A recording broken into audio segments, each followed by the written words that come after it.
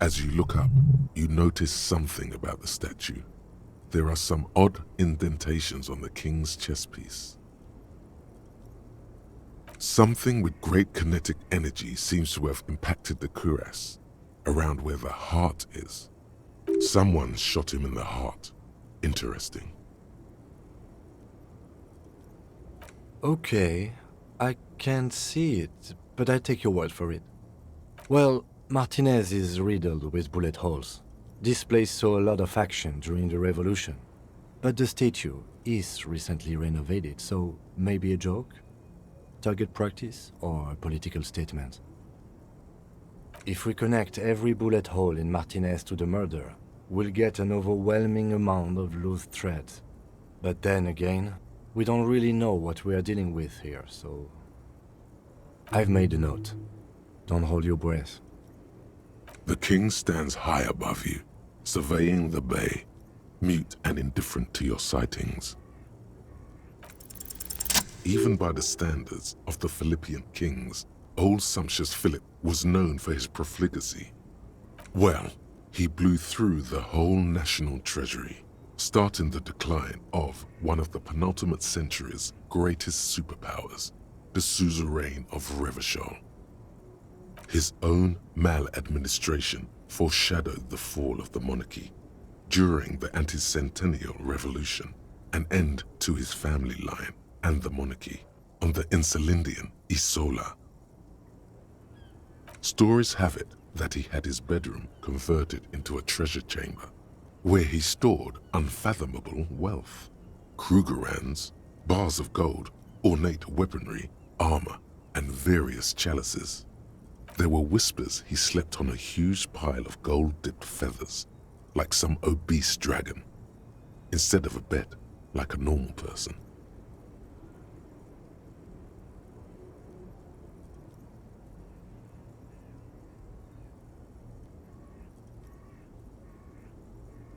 But wait, you haven't even heard about his fabled cocaine addiction.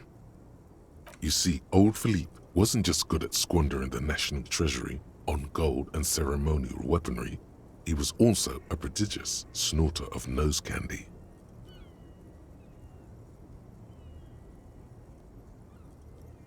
That's what the revolutionaries said 150 years later, right before they emptied out the royal mausoleum and dumped His Majesty's mortal remains in the Insulindian Bay. Cocaine. His Majesty's courtiers said it helped him connect with the higher realms.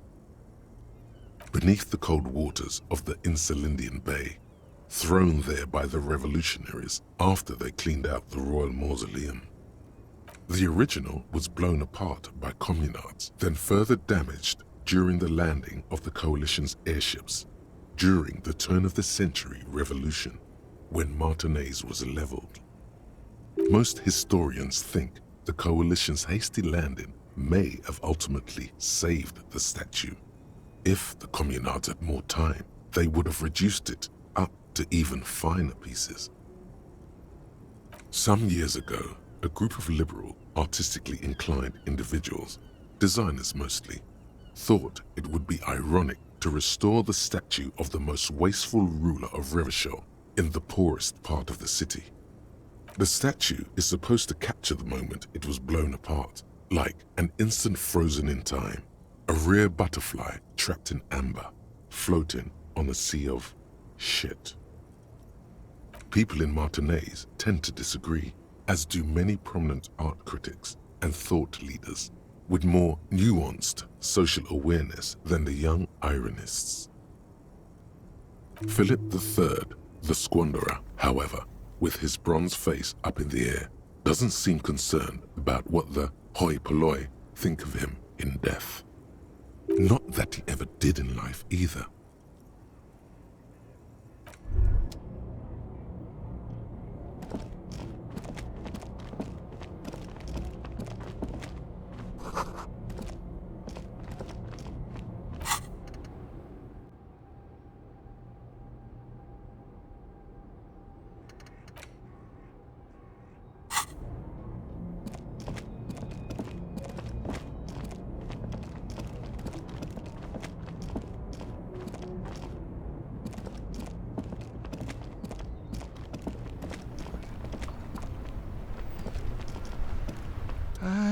am a gander and a hunter and a gatherer.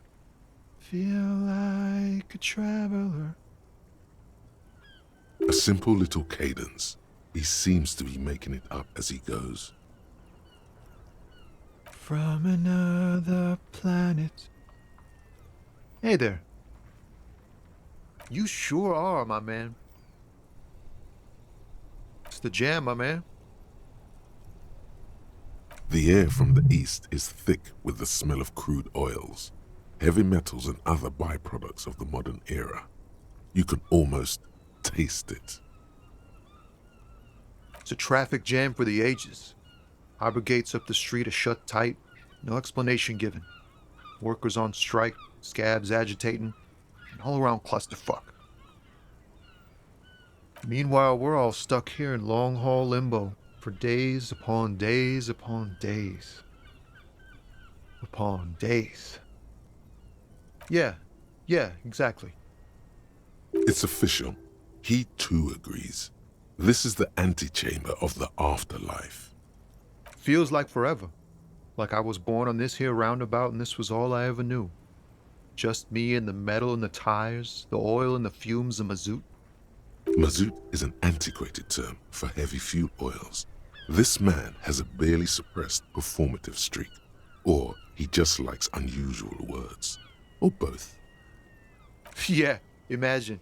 It's been a whole week already. So tell me, what do you need? Huh? Oh. No, I ain't got any money. They don't want to pay for unfinished work. The bosses, man.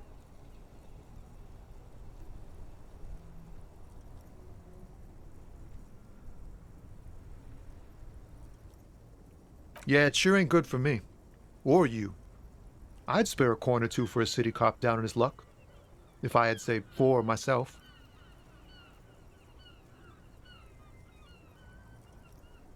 It's like, whatever's going on over at the docks. Workers got a blockade set up, making demands, no way in or out. Going on strike would probably help you dodge a bullet or two. Maybe you should. Cops don't get paid much and the hours are long. Plus, you can get shot. Why not?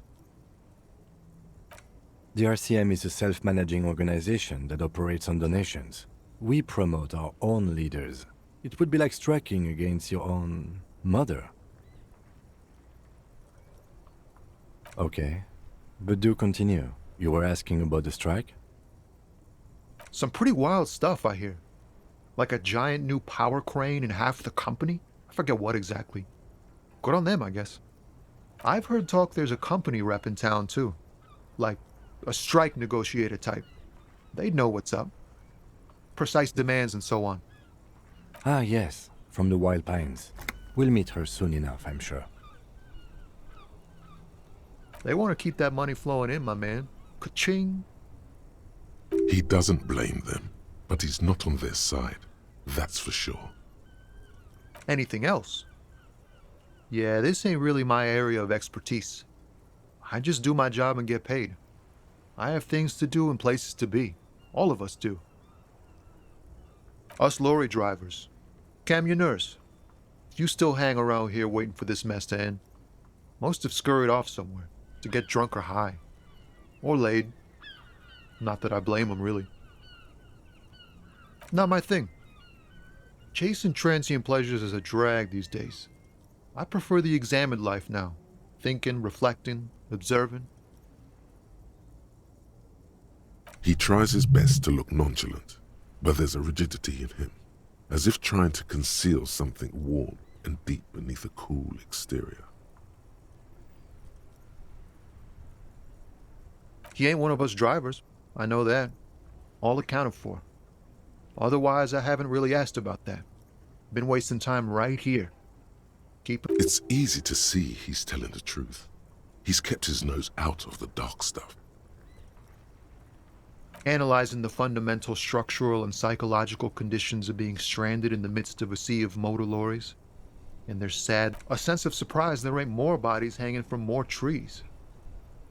Oh, high-grade narcotics, illegal firearms, stuff like that. Relax. He's merely joking. Ha! No, I'm joking, my man.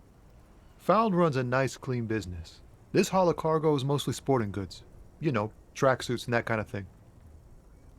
They usually get shipped to Grad and the Occident, though we've been making headway in the Il-Moran market lately. Not unless they've illegalized sports equipment while I was on the road. This rockin' beauty. Sure is, like a rash you can't get rid of. You interested in heavy-duty cargo machinery? A motor lorry, also called a camion, on Caillou and neighboring islands. This one looks roughed up enough to be some sort of found rust bucket. Maybe the A6? Good eye, my man. Yup, she's an old one, but reliable. Me and her spent a long time together. We're pals and all, but I can't just freely hand out the merchandise. The bosses won't be happy. The man taps his fingers rhythmically against his arm. Don't be a stranger.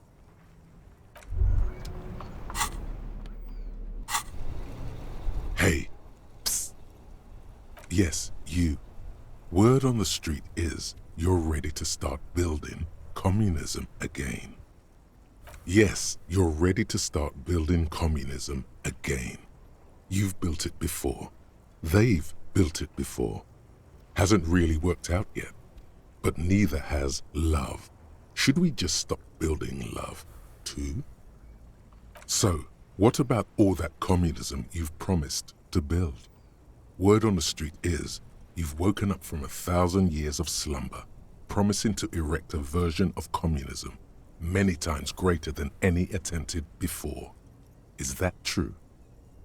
You keep saying things like, down with the bourgeoisie, eat the rich, sodomize the landowners, impale all people who have more than 25 real in their pocket, literally murder all human beings regardless of their political beliefs. That kind of stuff. Funky style, very funky. So tell me, do you have any questions before we fire up the big communism builder, or do we get right down to it? Failure. It's about failure. Yes, abject failure. Total, irreversible defeat on all fronts.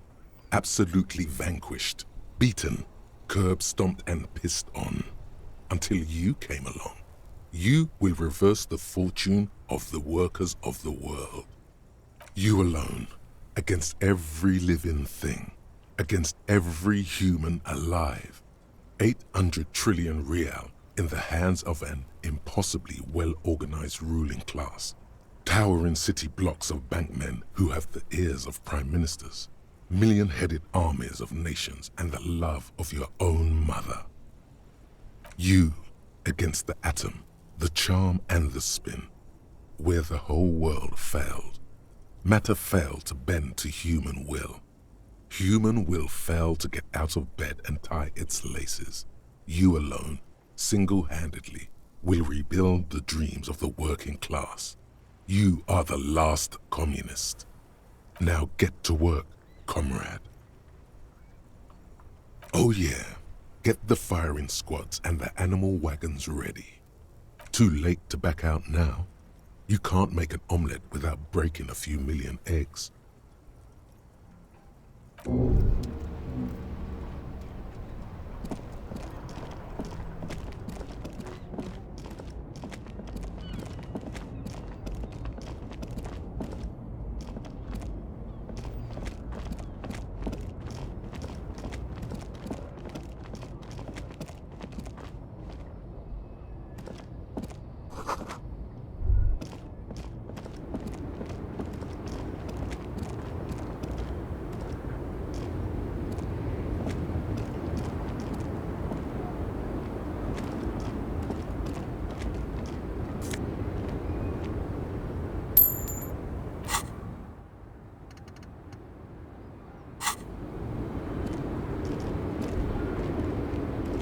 The small, wrinkled woman does not greet you.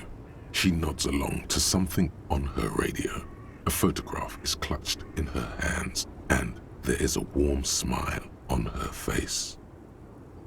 The photo, an ambrotype from the turn of the century, as golden as her smile. Wait. She's just a distracted old woman. Better to leave her alone. Why? I just told you why.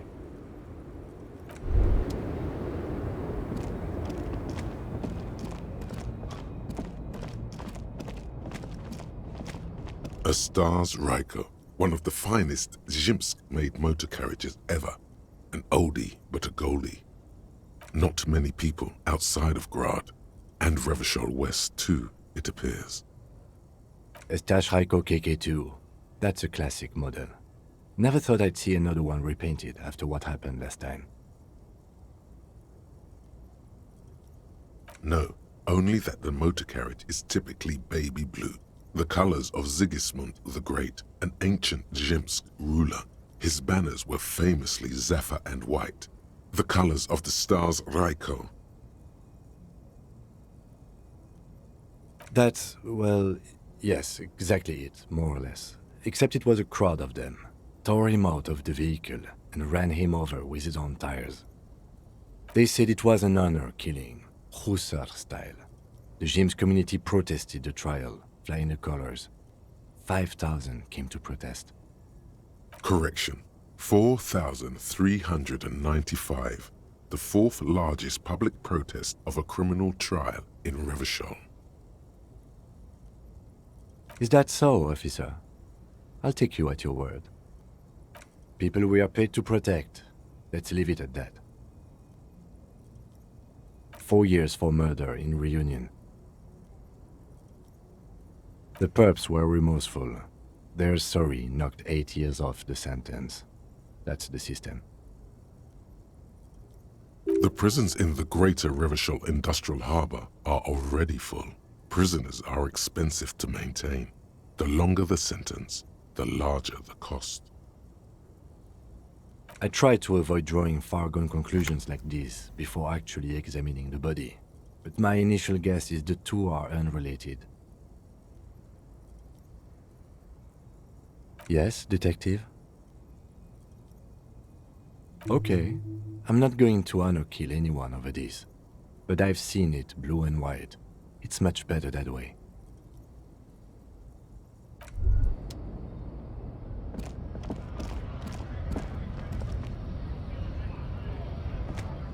Yes?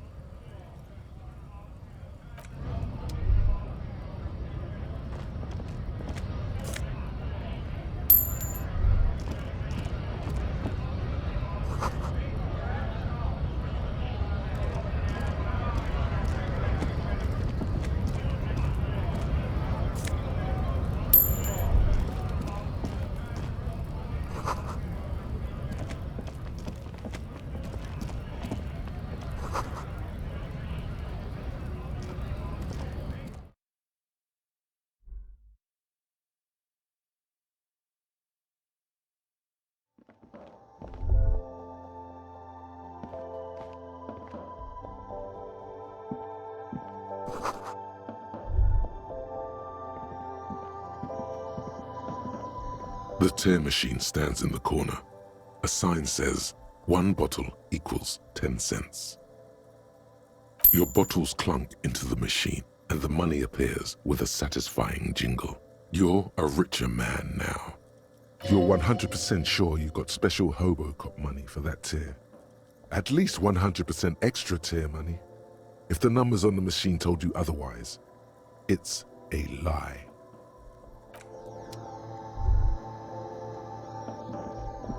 A small cabinet on the wall is filled with various medicine bottles, nasal sprays, and blister packs. They all bear the Saint-Baptiste Pharmaceutics logo. Their logo is the bloodless rose, pure white, untouched by harm. Just ask me if you need anything from Saint Baptiste. We don't stock prescription meds, but we do have Nosafed, Duramine, Magnesium, and Hypnogamma. I don't know. Let's see. Nosafed is a nasal spray. Duramine is a really good painkiller. Magnesium is a dietary supplement. hypnogamma is... I don't really know what hypnogamma is. I guess it makes you feel less shit.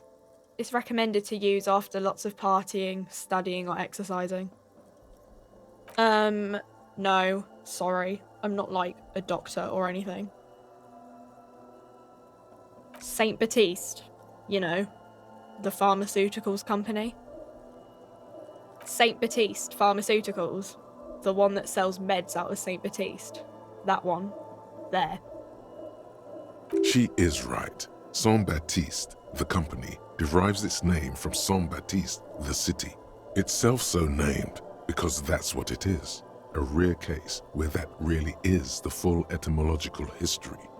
As far as almost anyone knows, at least.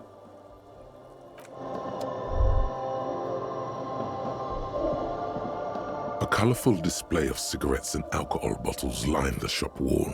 The bottles wink at you in the light. The smokes too glitter in their wrapping. It's like looking into a kind of heaven. Your knees are weak. There, in that dark green glass, all in vain. The great flowing river of warmth, wine, alcohol, beer, alcohol, love, alcohol. Guess not, no. I'm obliged to inform you that both alcohol and cigarettes damage your health, but I guess you already know that. The pale age vodka is special, I guess. It's stored in pale for a couple of years, which makes it super expensive and super strong. You know.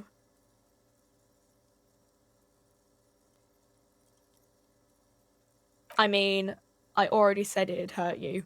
I don't know what else they do. No, Frit only sells legal drugs, like the law says.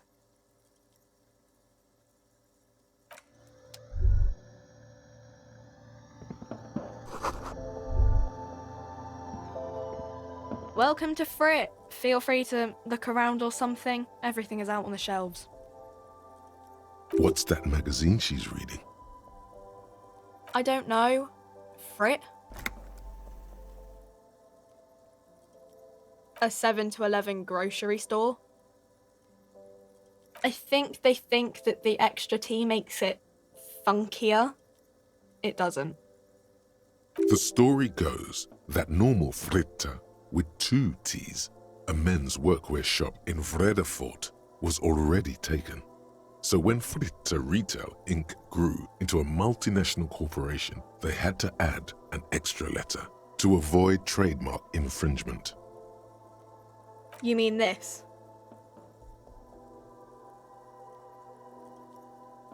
This is Pop Stars. It's got, like, famous people in it. It's not for sale. Looks like it also has something called Police de la Mode, featured on page 34. This speaks to you.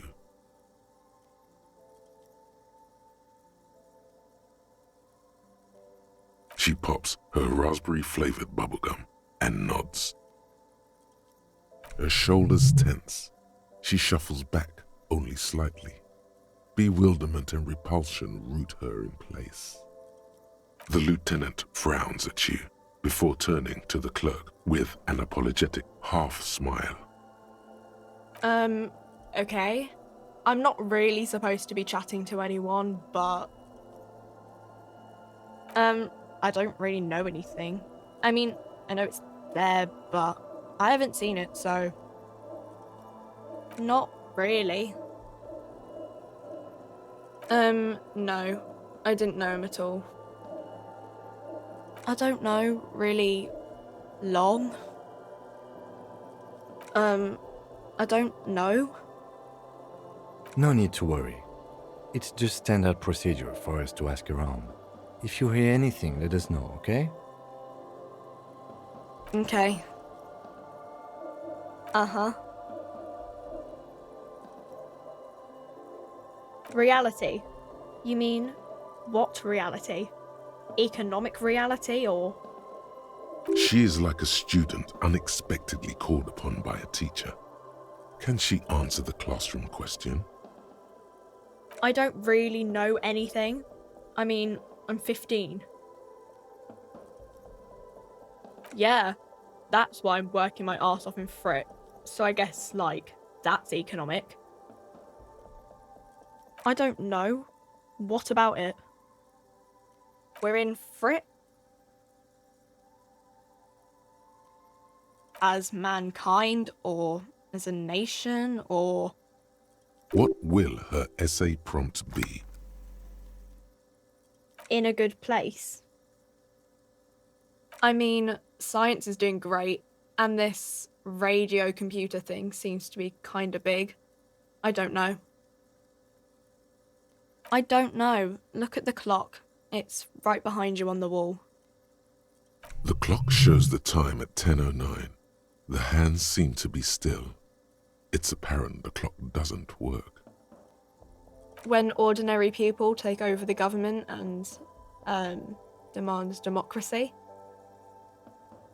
Yeah, it happened like 50 years ago or so. Sorry, I'm not very good at this. At history, I mean. Our government? Or do you mean something else? Sorry, I really need to finish this article. Cool.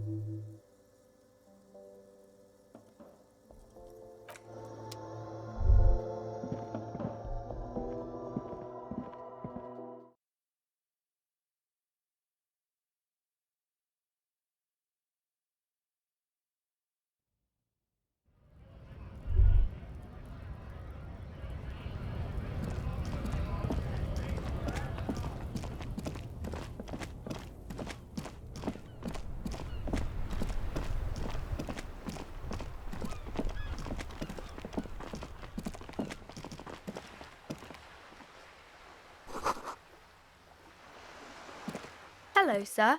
Step right in. The store is open. Are you interested in a new and exciting book? It's a bookstore, sir. We sell books, postcards, and some board games. It's called Crime, Romance, and Biographies of Famous People. Books? Postcards? Easy. Even a kid would know all of this.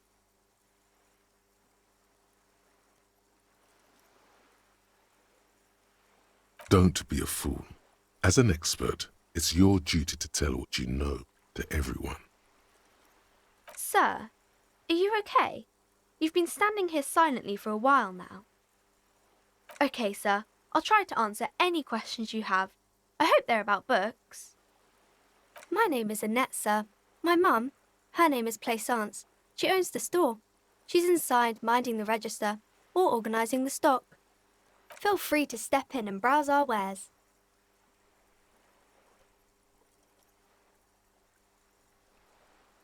I'm signalling that the store is open.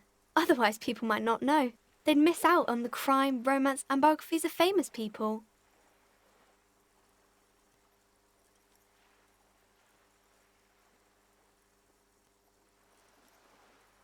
Oh, no, sir. I'm happy to help Mum by luring in customers. Besides, I have some hot juice in my vacuum bottle to keep warm. I do my studies at home at the moment. I have to help Mum keep this place running. Mum says it's necessary to do both because it builds character. Mum says a proper worker is dutiful. That's how you get ahead in life. You succeed. There is stress and unease behind these words. She's reciting etiquette. Mum says it's peachy. She was a little afraid at first. There's talk about this house being cursed. Cursed in the way that makes them say that no business has ever really thrived here, sir. That they all go... Exactly, but we've been doing fine so far. We can go into the bookstore and ask about the case, but I don't see much more to look into here. Yes.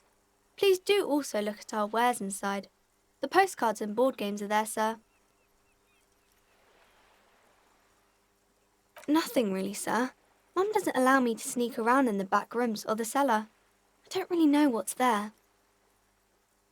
It does not manifest itself in any way. It does not exist. I liked it better when we were talking about whether it's appropriate to stand out in the freezing weather. No such thing. Anything else you wanted to talk about, sir? Maybe I can tell you about some of our books instead.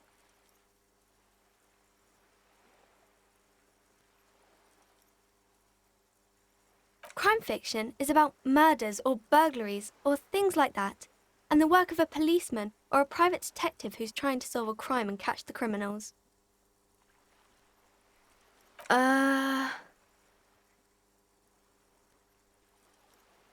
Crime is what we were solving before this conversation began. And it's kind of like a puzzle too. You can guess who the criminal is or how the good guys are going to catch him. You don't look much like a policeman.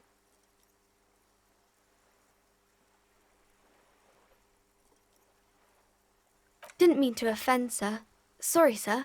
It's just that you don't look like Dick Mullen.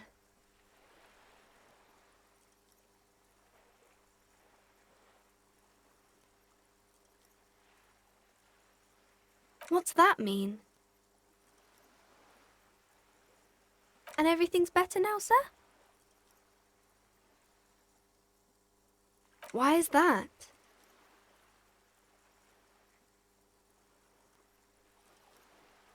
Oh, okay.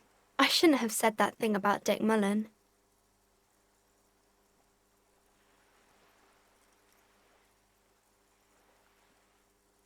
Head, yes. No, your mind. Not head, child. Heads.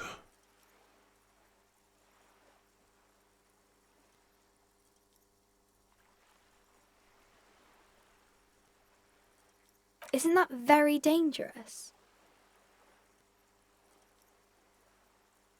Unlike you, sir. He's just a fictional character. He's no match for you. Maybe you can show me some real police work, sir. Like in the books.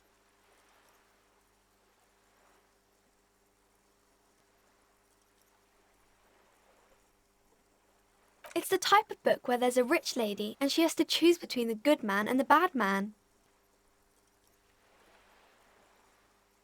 Or there could be a story about a poor lady getting a rich man. It's about man and lady business, sir. It happens, but usually the guy gets rich in the process, or should actually be rich himself, but has lost his family property unjustly, like during the revolution or something. Those are unhappy books, for most of the pages. People sad about what they have lost, but then it all turns out just fine in the end. These are not very common.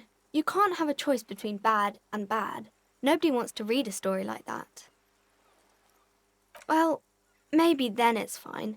Maybe if the lady then decides not to pick either, because she doesn't need a bad man. Yes, that would be interesting. That's really not a proper romance story. That's more like everyday life. Not in romance books, sir. These are about nice and pretty people, and everyone is happy in the end. I haven't read many of those. Maybe you should ask Mum. I don't think it's a romance story if the main characters break up, though.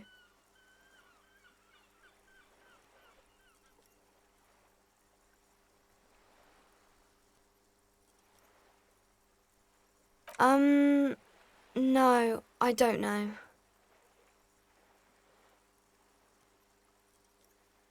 Yes, she knows books, definitely. What was that? An idea for an unfinished novel stuck somewhere in your forebrain?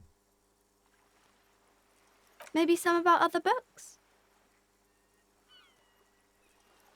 Oh, kings and queens and generals of old, or artists and writers, or musicians, those kinds of people. There's usually something extraordinary about them. I think that's why people read them. to find the secrets of their fame.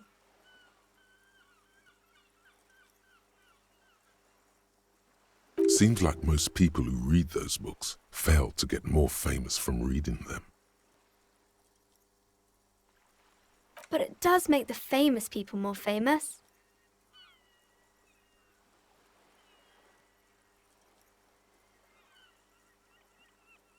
Why would they do that, sir?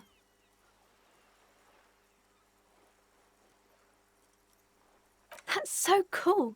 Maybe they'll make you a book cover picture and everything, standing over a dead body, holding a gun.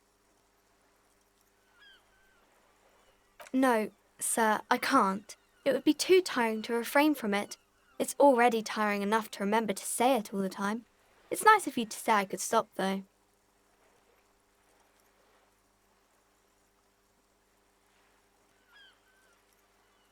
That's a friendly enough face, most of the time. The girl keeps her hands folded, hidden. Why is that? What do you mean, sir?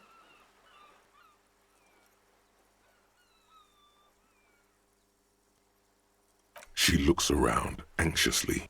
Her hands remain folded in front of her. She doesn't want to show them. The lieutenant stands by, looking at the two of you with little interest. She brings out her reddened hands, her nails frayed, nearly chewed down to the flesh. And you knew this from me keeping my hands folded?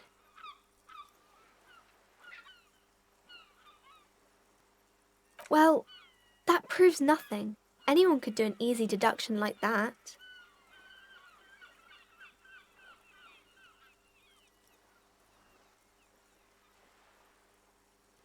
She nods, half provocative, half enthusiastic.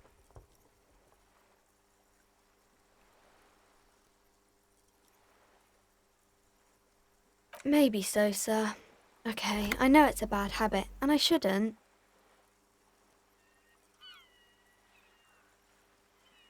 It was okay, sir.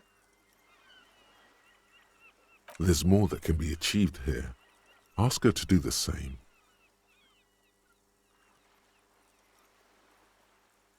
You're quite sober. The lieutenant does not flinch at the comment. He does not flinch even a single bit. He is intensely not flinching. It takes effort. Because you usually aren't. I sure hope you are, sir. There she stands, swaying on her feet, assaulted by the early spring breeze. She smiles at you. The whole situation suddenly feels familiar, somehow. There's something you're missing.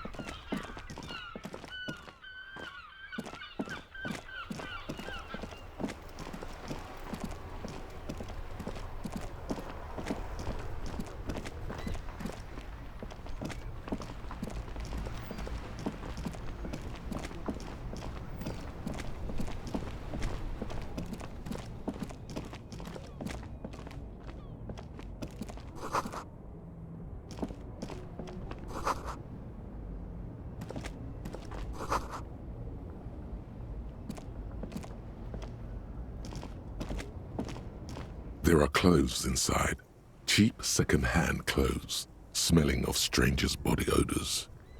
Don't be shy. These are premium class clothes. Good quality fabrics, best retro design. Save the economy with your style, officer.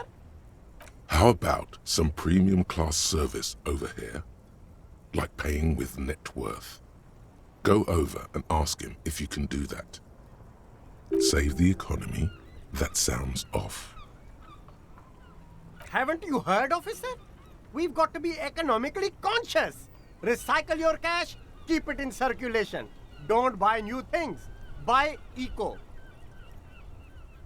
Very cool. The economy thanks you, officer.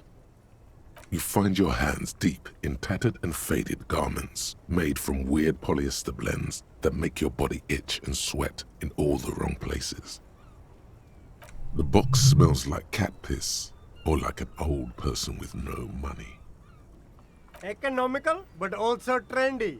Look first-hand, buy second-hand. Keep the economy moving. Something cold grazes your hand. Synthetic and sleek, a windbreaker.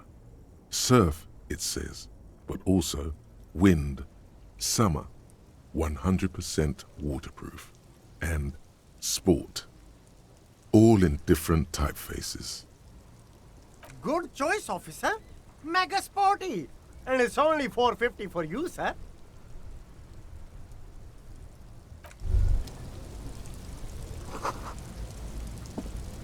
You see two lowly, defeated speakers, thralls, slaves basically, perched atop them like conquerors surveying the land. A pair of found, durable wear sneakers, ultra series. I can see you've a taste for luxury, officer. Can't keep your eyes off those sneakers? Speaking of luxury, you should go over and ask about paying for those sneakers with your net worth. A pair of found ultras. The design is impossibly sleek and simple. A futuristic silhouette with a sleek monochrome colorway, a jet black upper, and a silver-lined midsole. Those sneakers, mister. Those sneakers are the latest found sneakers. Super air, super fine, super cool. Only 50 real. Only?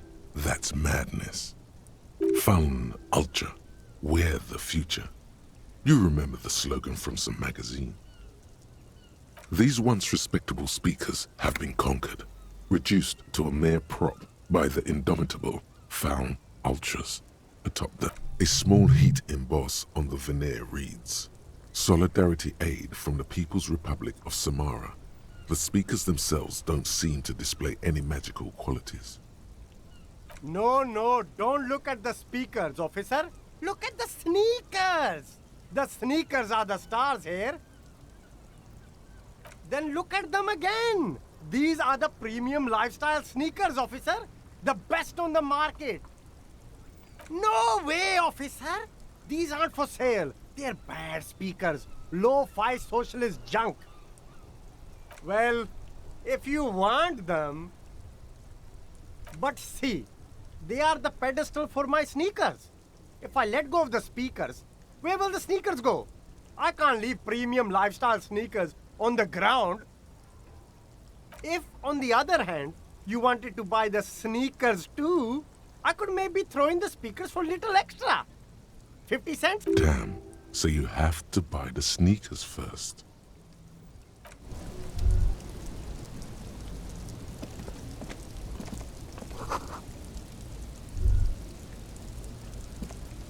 There's a pile of cheap sunglasses in a small box, a variety of shapes and colors. You like sunglasses, officer? I've got the latest styles right here. Stylish shades, huh?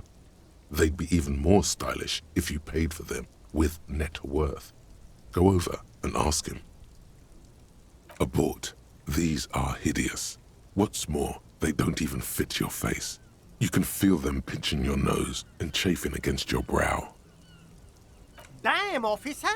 You look like a mega secret spy. Very secret. They're practically made for you. I'll let you have them for 2 real and 50 cents. It's going to be very difficult for anyone to take you seriously with these things on your face. No, you are definitely not buying those.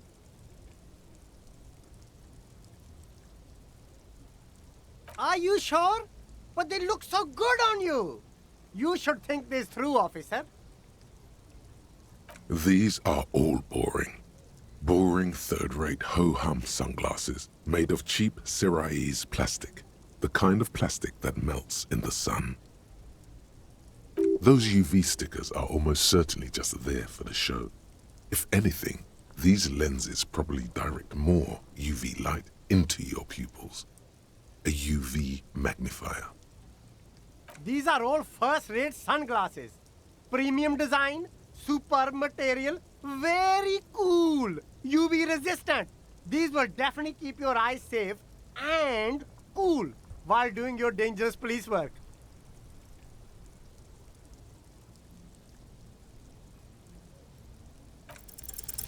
No luck. All you find is this lime-colored cellophane visor, produced by a bargain sportswear brand called Amphibian, apparently. There's a malformed green frog on its bent cap. Oh, that visor is perfect for you, officer. It'll definitely keep the sun out of your eyes while you're shooting criminals. Bang, bang! And all for a mere 6 real. Hey, at least it might actually offer some protection against the sun, not like those cheap plastic shades. I hope not. You don't like it? Sure, Square Joe. No problem. Let's get you some real shades.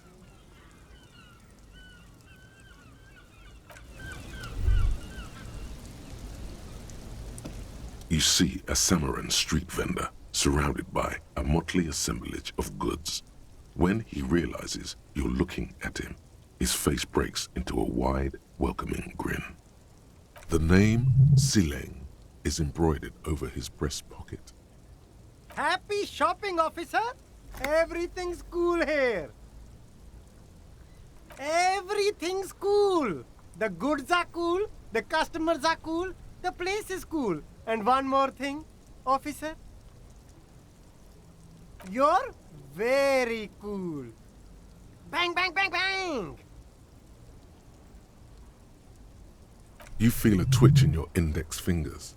There's a finger shootout brewing.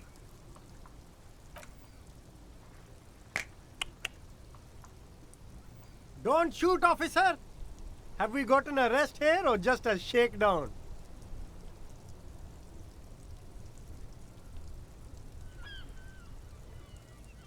Good one, officer! You're a funny guy! Now what can I do for you? Then fire away, officer!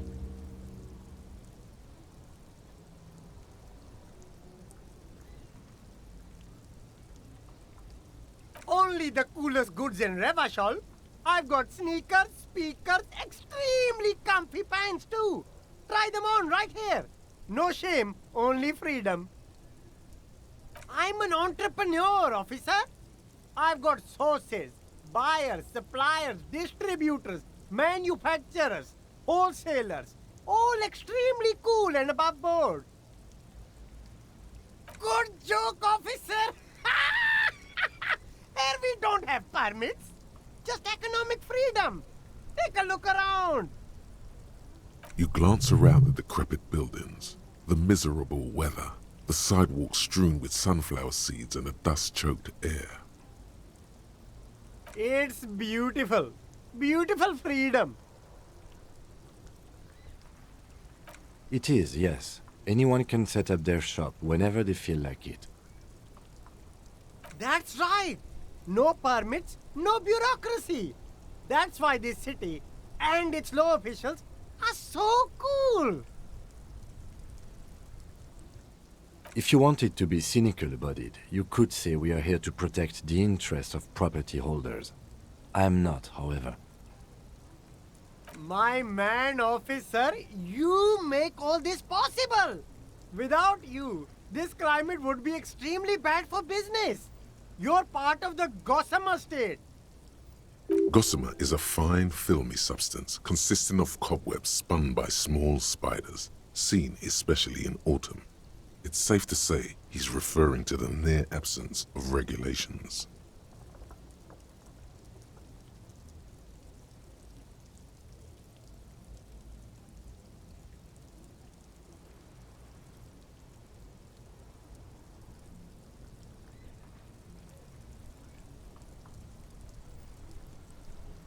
Yeah, cool ruins. I get to sell quality goods like these by cutting out the middlemen. You don't have to rebuild your house, live in a crater, or in a tree. Where can you do that? Only here. You're pretty sure you can live in a tree elsewhere too, but he wouldn't believe it anyway. No need for discounts at ceilings, officer. Everything's already on sale. Anything you want, 50% off.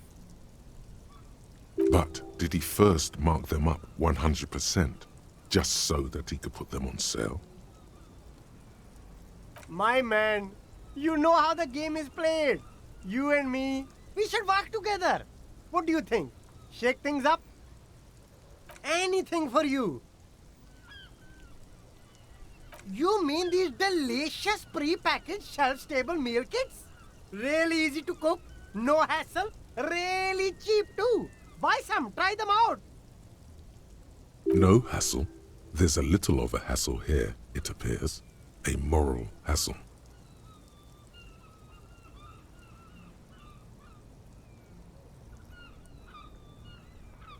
It is practically free.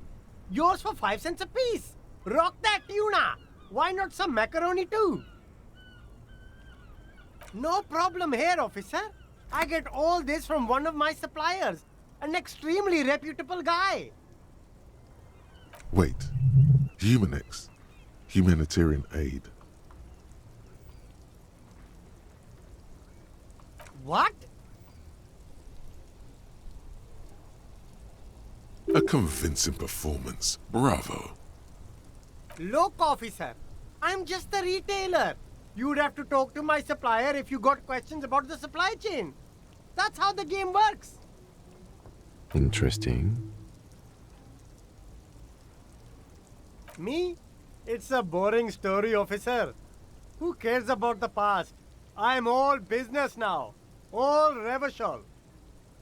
This man probably comes from Seaguy, sometimes known as the Apricot Suzerainty, an archipelago in the Samaran Isola.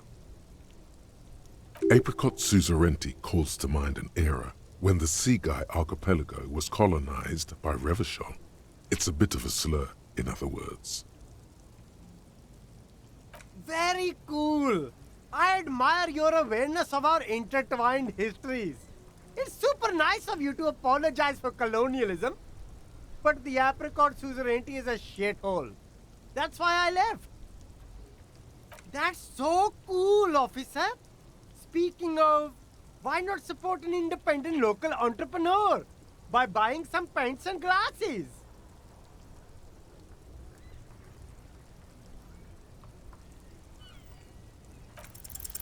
Start with a little compliment, then work your way up from there. This is about business, remember. Oh, okay. But why, officer? An investment? What kind of investment?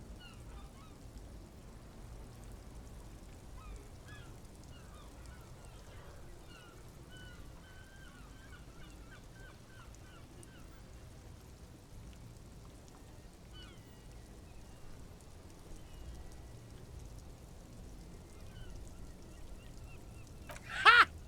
That! You drive a hard bargain, officer. I respect that. Okay. What's it going to cost me? Be reasonable. Sounds like a fair deal all around. Corruption.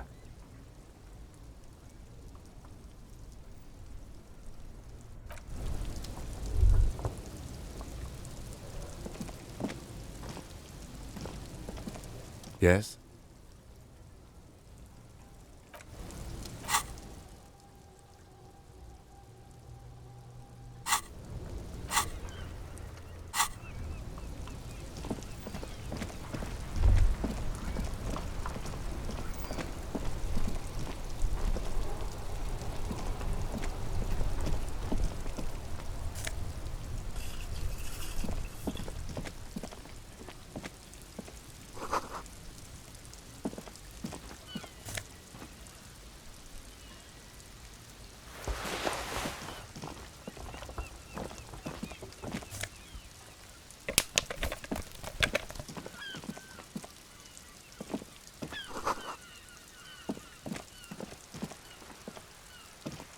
couple of indicator lights are missing from this control panel. Loose wires dangle from the now vacant holes. In the middle is a lever. Beneath it, a small metal plaque. This panel usually closes the waterlock, turning it into a bridge that lets you cross the canal. But there's a crashed salmon and butter sign in the way. Pulling the lever probably won't do anything. You pull the lever all the way up until the metal clicks against the contact pins. You hear a soft clunk. Then, nothing happens. Nothing happens. A cold gust of wind blowing in from the sea interrupts the silence of the situation. A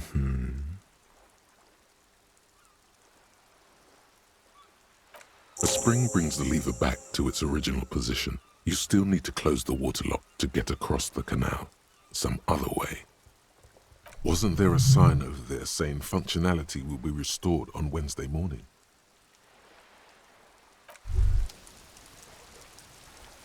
Evening, officers. A burly man hangs out by the waterlock, carving up a generous serving of salami with an old hunter's knife. His eyes are fixed on a man stranded on the other side of the waterlock and on an enormous billboard that has fallen down into the canal between them. My friend Barry the Butcher is stuck on the other side of the waterlock. I'm keeping him company and eating his salami. From the corner of your eye, you see a man in a yellow shirt and grey overalls waving at you from across the canal. He seems disappointed about the wreckage on the waterlock and the salami. Very good stuff. Anything I can do for you, officer?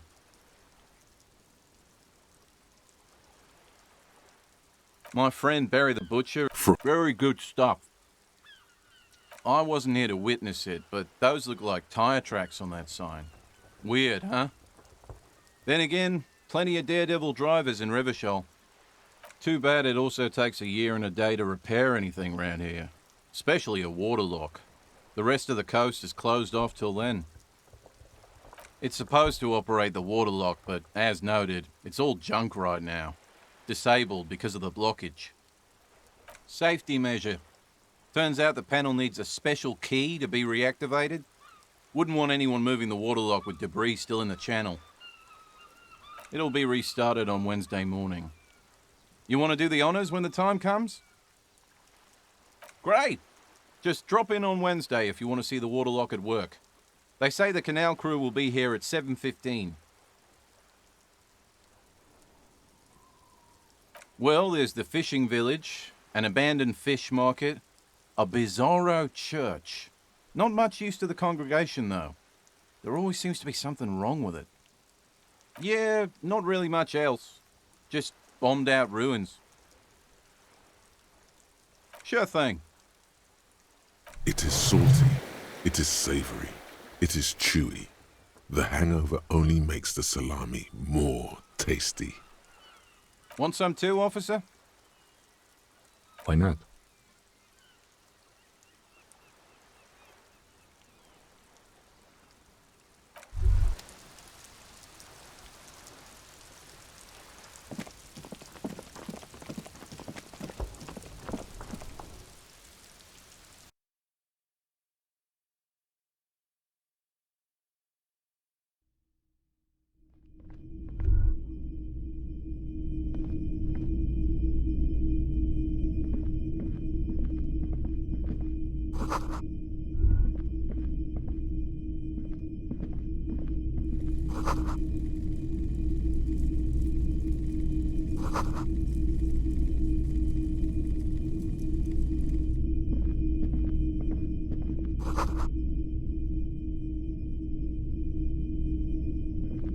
Wow, a very large red t-shirt with an impressive print stands out from the other garb.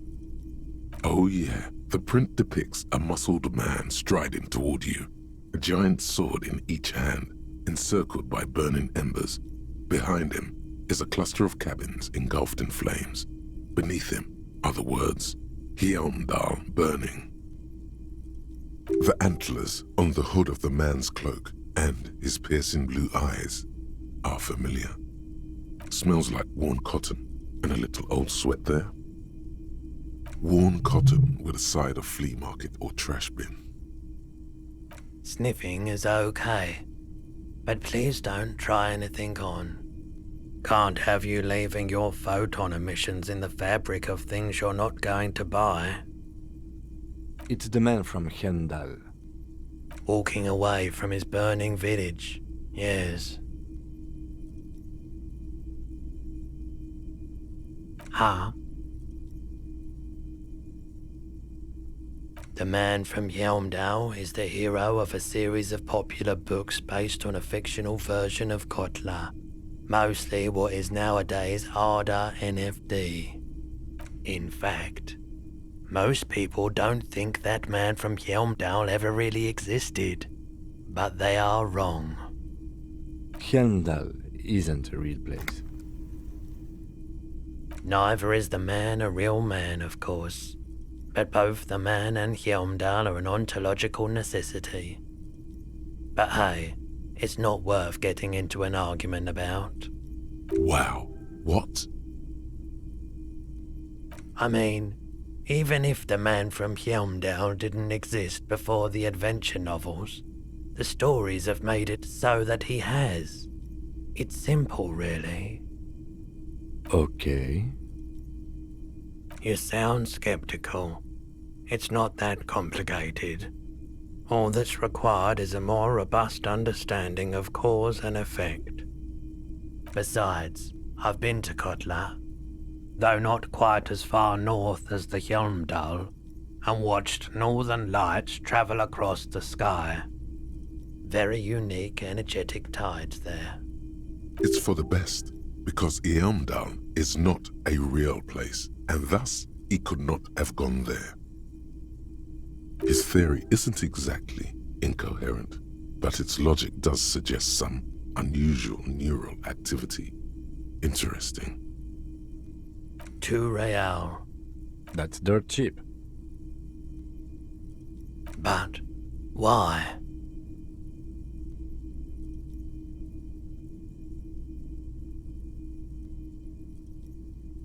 I deal in goods, not services. 2 That's dirt cheap. But why? I suppose that makes sense, yes. Please go ahead and take it. Welcome to Hjelmdal.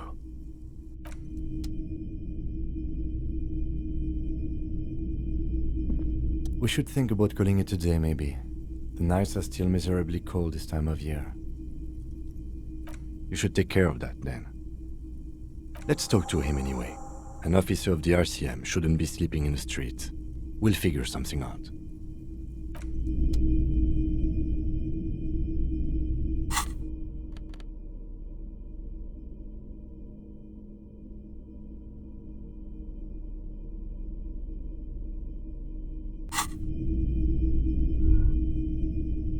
A typical Martinez streetlight sits among assorted floor and table lamps. The light pole has been carefully cut, and the wiring has been redone and attached to a standard indoor plug. The light buzzes faintly, but persistently. This would make quite a statement in your living room. Yes, officer. As you see, it's in perfect working order. His manner is casual, but his speech is careful, measured. He wants you to know that he has nothing to hide. It was brought to me to be altered. We are not here to investigate the theft of city property. You have to admit it's rather clever what he's done with it. 700 real. A bargain, I dare say. The light has undergone 3 transformations, and every transformation, large or small, has a price tag. Well, there are the cost of removal and rewiring. The most important transformation is the light's placement among ordinary indoor fixtures, which has adjusted its morphological field, The light became suitable for use inside the home just a few days ago. Okay, that checks out.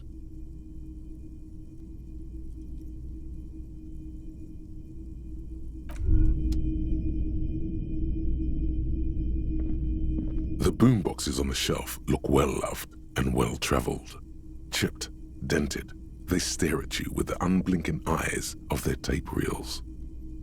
One especially catches your eye.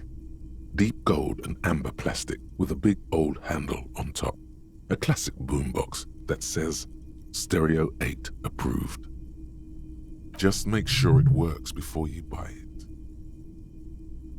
Is the Harman Welsh W2, made in Vespa, designed in Seoul, plays all reel-to-reel formats, 2mm, 8mm, 12mm. It's even got a little radio in there. It'll set you back 12 real.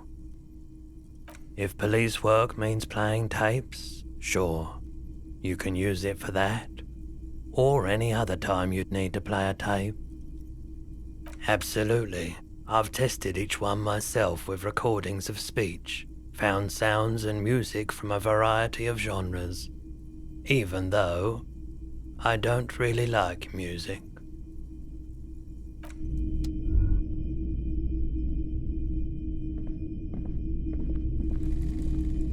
You see rows of toy soldiers guarding the rest of the trinkets displayed on the table.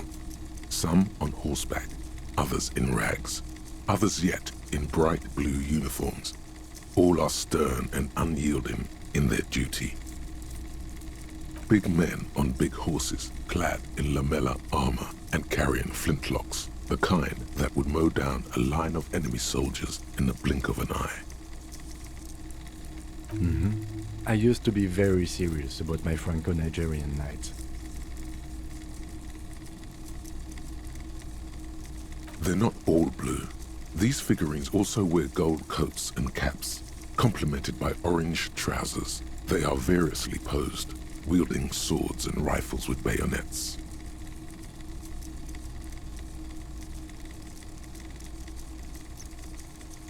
Which ones?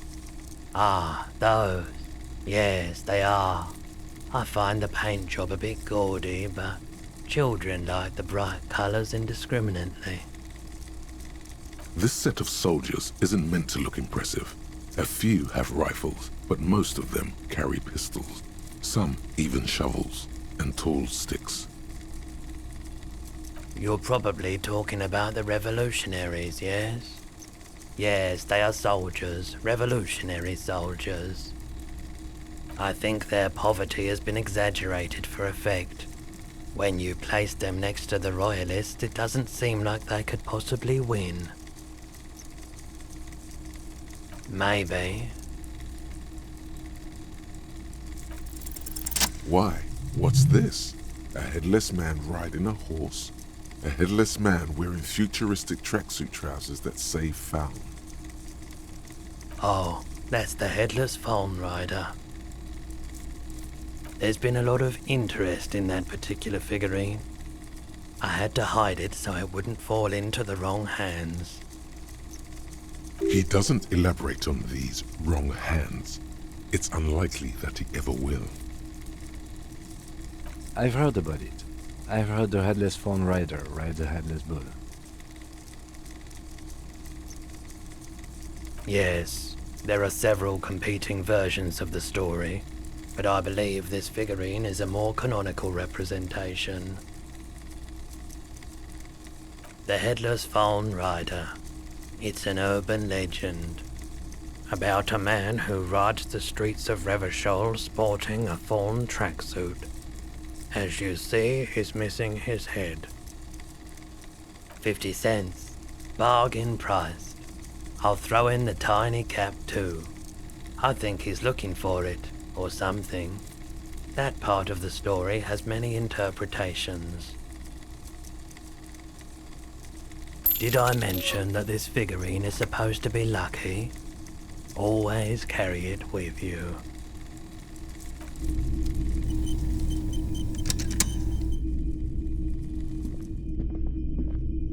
It's not often that I see officers from the RCM in my pawn shop. What can I do for you? Oh no, not at all.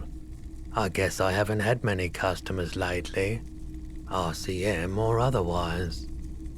Who are your customers usually? All kinds of people come through here. Locals, travellers, people looking for a deal, people looking for a keepsake, people who are terminally bored. As you can see, I have a wide selection of goods for everyone to choose from. It keeps me entertained. He's well composed, but underneath it you sense psychedelic processes bubbling. Some kind of drug, maybe.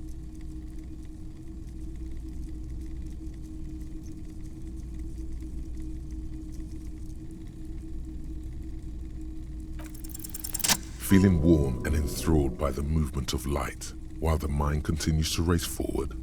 Lucky bastard, he's probably on Pyrrolidon. It's tough to come by on the street. A drug developed by the military to treat and prevent radiation sickness. It has psychedelic side effects, and it makes your eyes turn yellow. I try to keep the shop at a comfortable temperature.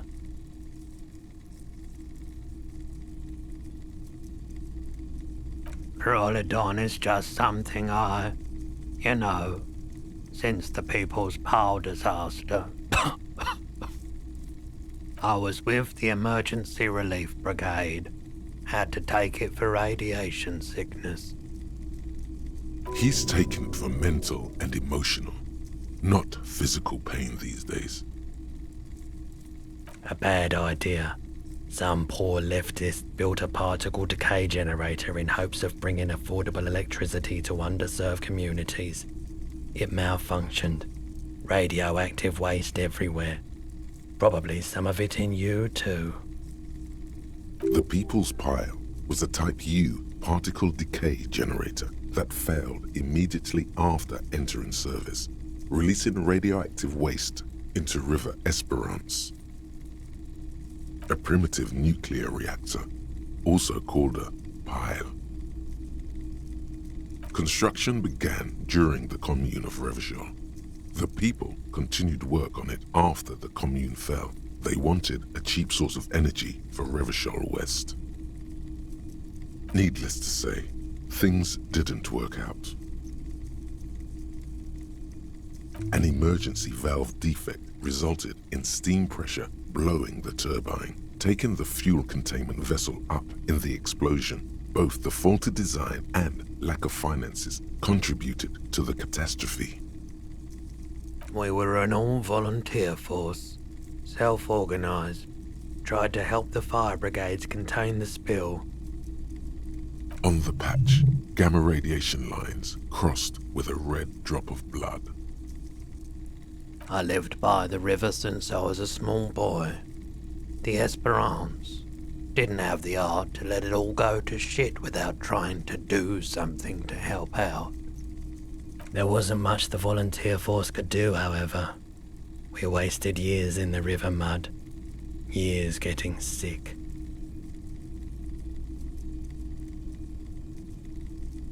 There's a reason why everyone's tried to forget any of it ever happened, and why no one has tried to repair or replace the pile.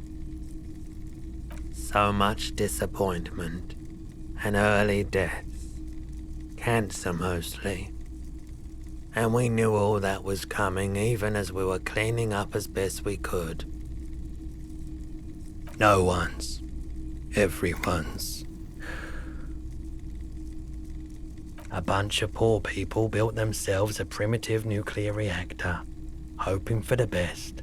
What do you think is going to happen? The cleanup happened 15 years ago. I was young then. Later, my second aunt died. Left me this shack and all the assorted junk in it. So I came to Martinez.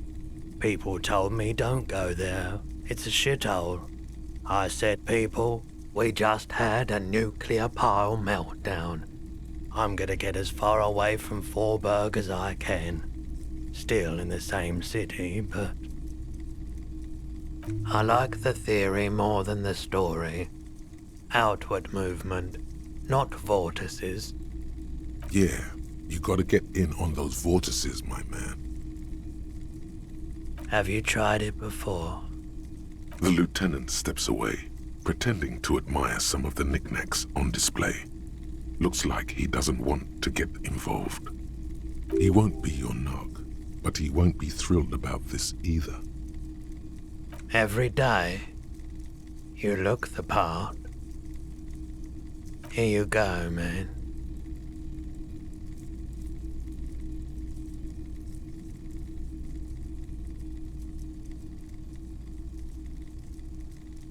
I respect your decision, officer.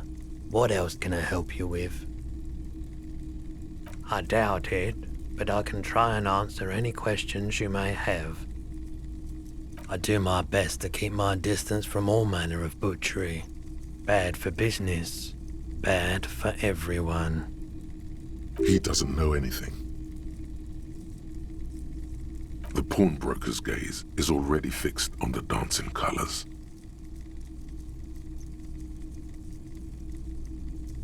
Someone else came here earlier today asking the same question.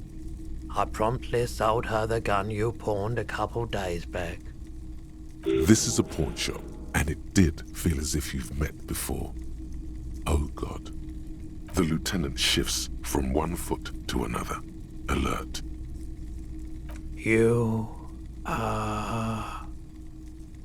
were adamant about getting rid of it, officer. Said you were undeserving of a service weapon of the Revachol Citizens Militia.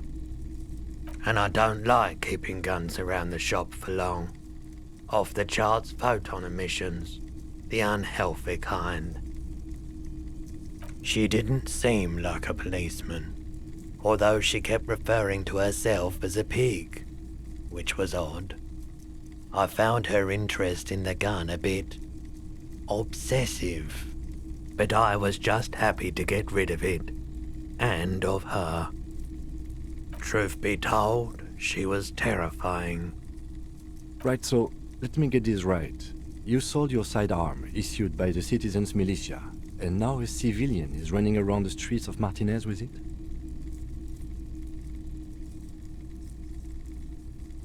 It's possible in these parts of town. We ought to find her and discourage her from taking justice into her own hands. My apologies, officer, but I have no idea where she was coming from or where she went. A needle in a haystack. There is nothing you can do about it now. You'll just have to hope you luck upon her somehow. Of course. Sure thing. Sure, man.